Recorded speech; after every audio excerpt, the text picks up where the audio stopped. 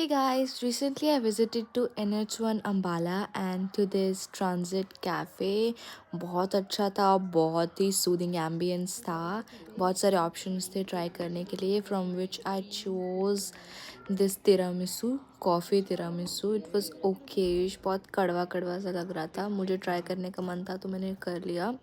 The cafe was a bit expensive because ये tiramisu कुछ 100 rupees का था.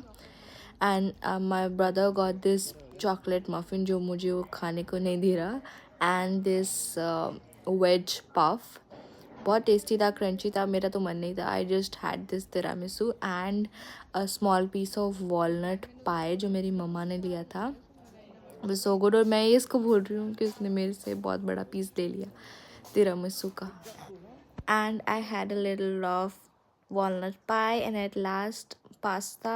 Okay, bye.